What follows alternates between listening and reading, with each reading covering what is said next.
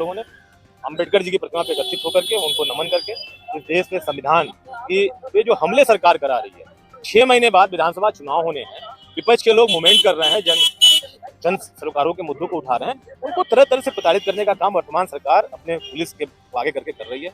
हमको हमारे घरों पे पहरे लगा करके कैद कर दिए जाते हैं। उसके बाद हमारी निजता का हनन किया जा रहा है। हमारे विपक्ष के नेताओं कार्यकर्ताओं के घरों पे जाकर के पुलिस उनसे उनका अकाउंट डिटेल्स, उनके आधार कार्ड, उनके पैन कार्ड और तमाम उनके मोमेंटों को बकायदे रिकॉर्ड बना रही है। हम क्या इस देश के निवासी हैं? बस अंतर ये है कि आप सत्ता में बैठे हो और हम विपक्ष में बैठे हैं। इस अंतर के कारण आप जो सरकार पुलिस को आकर के हमारे साथ सौतेला व्यवहार करा रही है, हमारा उत्पीड़न करा रही है, तो विपक्ष के नेताओं कार्यकर्ताओं को उस पर रोक लगाने की मांग को लेकर के उनकी निजता सुरक्षित रहे, इस देश में लोकतंत्र सुरक्षित रहे, संविधान सुरक्षित रहे। हमने महामहिम राष्ट्रपति महोदय को संबोधित ज्ञापन सौंपा है, जिसे सीएम साहब ने और तमाम हम लोग जैसे लगा आज यहाँ पे सैकड़ों पुलिस वालों को लगा करके इस गेट पे रोक दिया गया और बाहर है।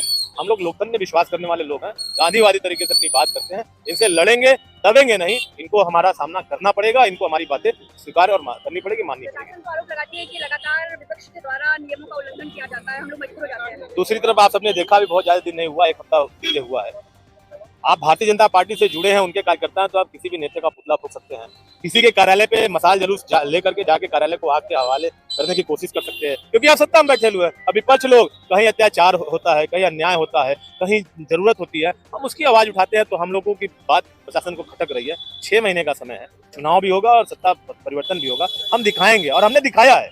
हमारे पास हम लोग कांग्रेस के आसपास अभी इनका रिकॉर्ड नहीं है, जितने दिन हम लोगों ने शासन किया, लेकिन इस तरह शासन किया होता शायद पूरे देश में बीजेपी का भी जानने वाला कोई नहीं होता, भाजपा का कोई जानने वाला ना होता।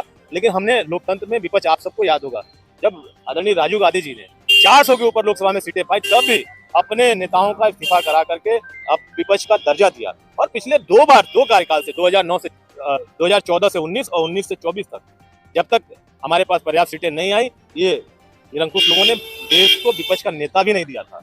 इन लोगों को सीखना होगा। आरोप लग रहा है कि पूरा वंदे मातरम नहीं गाया गया। नहीं, हमने तो देखिए, ये तो अभी नए नए देशभक्त बने। हमने तो वंदे मातरम का गान उस समय किया है जब वंदे मातरम गाने पे इस देश में अंग्रेज हमको कोड़ों से पीटते थे, गोलियां चलाते थे, लाठियां बरसाते थे, जेल में डालते थे। नए नए देशभक्त बने हैं, ये उसको भी उसका एक तरह से बाजारीकरण कर रहे हैं। उसके आड़ में अपनी नाकामियों का, आज चीनी 70 रुपए के आसपास हो गई, पेट्रोल में 200 ग्राम के आसपास एंथॉल मिला करके सरकार आपूर्ति कर रही है, और तमाम हर चीज के दाम बढ़े हुए हैं, शिक्षा महंगी हो गई, रोजगार नहीं मिल रहा है, और ये उसके वंदे मातरम की आड़ छिपने का काम कर रहे हैं। इनके नेताओं को पहले वंदे मातरम, अब एक गांधी से बड़े देशभक्त नहीं है, ये गांधी जी से बड़े देशभक्त नहीं है, सुभाष चंद्र बोस से बड़े देशभक्त नहीं है, नेहरू से बड़े देशभक्त नहीं है। अभी इनको बहुत सीखना है कि सत्ता के अहंकार में पागल हो गए लोग हैं।